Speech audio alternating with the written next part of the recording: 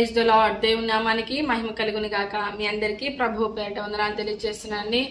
అందరికీ శుభోదయం. అందరు బాగున్నారా?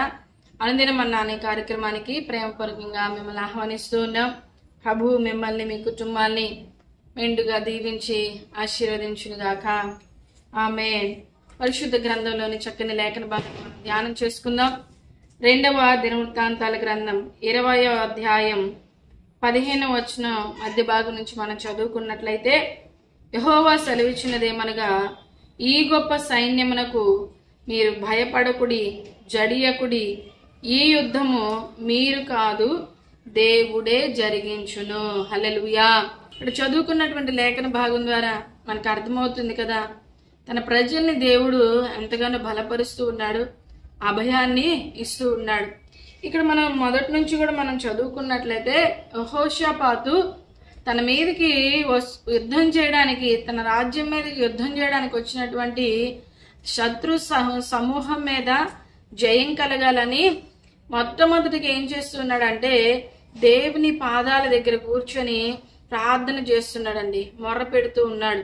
మీరు ఈ అధ్యాయం మొదటి నుంచి కూడా మీరు చదువుకున్నట్లయితే ప్రార్థన చేస్తున్నాడు. ఈ అధ్యాయం అంతా కూడా మనం చదివితే మొత్తం అంతా కూడా మనకేం కనబడుతుందంటే, దేవుని సన్నిధానంలో విజ్ఞాపన చేయడం, దేవుని సన్నిధానంలో ప్రార్థించడం మనకు కనబడుతుంది. తను ప్రార్థిస్తూ ఇంకా చాలా గొప్ప మాట ఏమని పలుకుతూ ఉన్నాడంటే, 12వ వచనాన్ని కనుక మనం చదువుకున్నట్లయితే, మా దేవా, నీవు వారికి తీర్పు తీర్చవా? మా మీదకి వచ్చు ఈ గొప్ప సైన్యముతో యుద్ధము చేయుటకు మాకు శక్తి చాలదు, ఏమి చేయుటకును మాకు తోచదు, నీవే మాకు దిక్కు అని ప్రార్థన చేశాను. హల్లెలూయా. ఎంతగా యెహోషాపాతు తన్ను తాను తగ్గించుకొని, నీ వారికి తీర్పు తీర్చవా?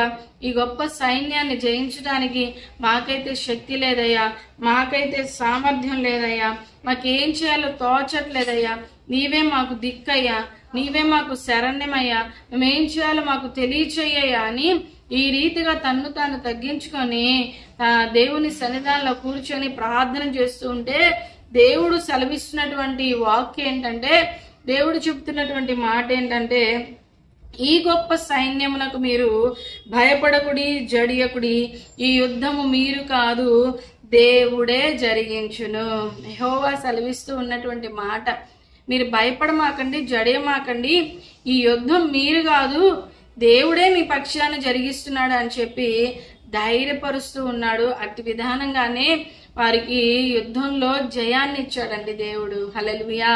ఈ మాటలు ధ్యానిస్తూ ఉండగా మనము కూడా మన మీదకి వస్తున్నటువంటి యుద్ధాలు, మన మీదకి వస్తున్నటువంటి శత్రువుని మనం జయించాలంటే, సమస్యలని, శోధనలని, ఈ శత్రువుని మనం జయించాలి అంటే, మనం ఏ సమస్యతో అయితే, ఏ శోధనతో అయితే మనం బాధపడుతున్నామో దేవుని పాదాల దగ్గర పెట్టి, అయ్యా, నేనైతే దీన్ని నేను జయించలేను, నేనైతే దీని మీద విజయాన్ని నేను పొందుకోలేను, నాకు శక్తి లేదయ్యా, నాకు సామర్థ్యం లేదు, నీవే మా దిక్కు, నీవే మాకు శరణ్యం అని గనక మనం ప్రార్థన చేసి దేవుని వైపు చూచినట్లయితే, ఆయన అంటున్నాడు కదా, యుద్ధము యెహోవాదే, నేనే యుద్ధం చేస్తానని వాగ్దానం చేస్తూ ఉన్నాడండి. దావీదు గొల్యాతు మీదకి యుద్ధం చేయడానికి వెళ్ళినప్పుడు కూడా, దావీదు చాలా చిన్నవాడు.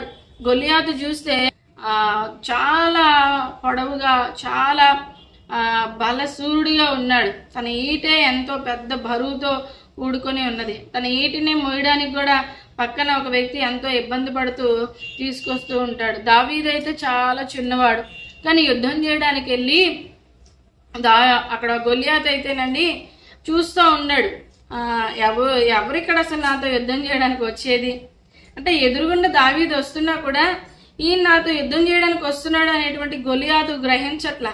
ఎందుకోసమంటే దావీదు చాలా చిన్నవాడిగా ఉన్నాడు. అతను నాతో యుద్ధం చేస్తాడని అసలు గొల్యాతు ఊహించక ఎక్కడున్నాడు, ఎవరు నాతో యుద్ధం చేసేదని చూస్తూ ఉన్నాడు.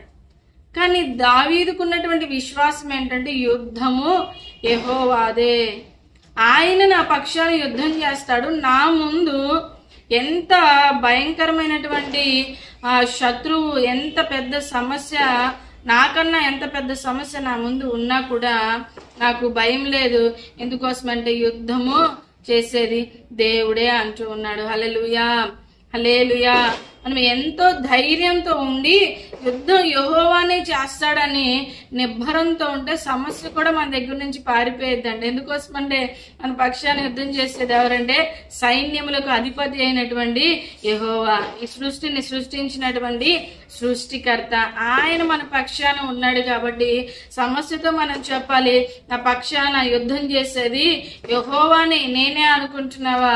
నాలో ఉన్నటువంటి దేవుడు, నాలో ఉన్నటువంటి శక్తిమంతుడు, నాలో ఉన్నటువంటి సైన్యములకు అధిపతి అయిన యెహోవా యుద్ధం చేస్తాడు అని మనం పలుకుతూ ఉంటే శత్రువు మనం చూసి యుద్ధం చేయడానికి కూడా శక్తి చాలక పారిపోతూ ఉంటాడండి. కాబట్టి ఈ మాటలు వింటున్నటువంటి మనము దేవుడు అంటున్నాడు, భయపడకుడి జడియకుడి. నువ్వు భయపడ మాకు, జడి మాకు, నేనే నీ పక్షాన యుద్ధం చేస్తాను, నేనే నీ పక్షాన పోరాడతాను. హల్లెలూయా. కొన్నిసార్లు కొంతమంది మన ముందున్నటువంటి సమస్యలు మనం ఎవరితో అయినా మాట్లాడంటే వారు మనకంటే పెద్దవారై ఉండొచ్చు, మన వారితో మాట్లాడడానికి శక్తి లేకపో ఉండొచ్చు. కొంతమంది కొన్ని సమస్యలు వస్తూ ఉంటాయి, చేస్తే ఉద్యోగాల్లో, పనుల్లో, వ్యాపారాల్లో యజమానులు వారికన్నా గొప్పవారు కదా, మా మీద నిందొచ్చింది, మా మీద అవమానం వచ్చింది, మేమైతే వారితో మేము మాట్లాడలేమని కొన్నిసార్లు కొంతమంది బాధపడుతూ ఉంటారు. మన ముందు ఎలాంటి పరిస్థితి ఉన్నప్పటికీ కూడా మనం గనక దేవుని పాదాలు పట్టుకొని ప్రార్థన చేస్తే అక్కడ ఉన్నటువంటి సమస్యని ఆయనే పరిష్కరించేసి ఆ యజమానులకి మంచి మనస్సు అనుగ్రహించి వారు సత్యాన్ని గుర్తెరిగేలాగా దేవుడు చేస్తాడండి. హల్లెలూయా. ఆయన అసాధ్యమైనటువంటి కార్యాలు కూడా సాధ్యపరిచేటువంటి దేవుడు. ఆయన బిడ్డల కోసం ఆయన ఎంతైనా చేయడానికి ఇష్టపడుతూ ఉంటాడండి.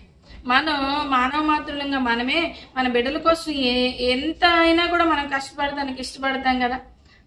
ఎంతో అలసిపోవడానికి, ఎంత అలసిపోయినా కూడా వారు వచ్చి ఏదన్నా అడగంగానే మరలా మన శక్తి అంతా కూడబెట్టుకొని మరలా వాళ్ళు అడిగింది చేయడానికి ఇష్టపడుతూ ఉంటాం. ఎందుకంటే బిడ్డల కోసం, కన్న బిడ్డల కోసం మనం ఎంత చేయడానికి కూడా మనం వెనకాడం, కష్టపడుతూనే ఉంటాం. దేవాది దేవుడు మనల్ని తన స్వరక్తం ఇచ్చి మరి ఆయన కొన్నాడండి. మనల్ని కన్న దేవుడు, ఆయన స్వరక్తం ఇచ్చి కొన్న దేవుడు. ఆయన సొత్తైన ప్రజలు అంటున్నాడు. ఆయన సొత్తైన ప్రజలు, ఆయన ప్రజలు అంట, మనం ఆయన సొత్తైన వారం అంట.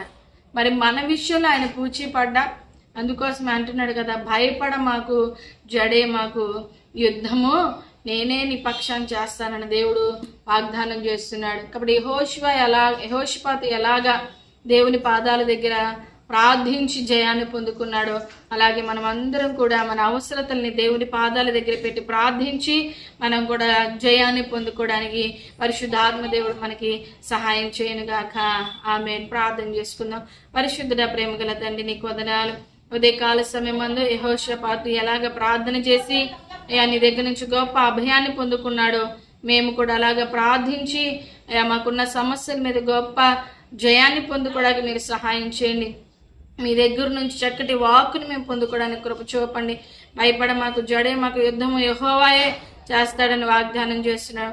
దావీదు అటు విశ్వాసంతో ముందుకెళ్ళినప్పుడు గొలియాతు మీద జయాన్ని చూశాడయ్యా, అట్లాగే యెహోషాపాతు జయాన్ని చూశాడు. మేము కూడా జయం పొందుకోవడానికి మీరే మాకు సహాయం చేయమని, అనుక్షణము నీ మాటలతో మమ్మల్ని బలపరచమని యేసు నామములో ప్రార్థించి వేడుకుంటున్నాము తండ్రి. Amen. Praise the Lord. God bless you all.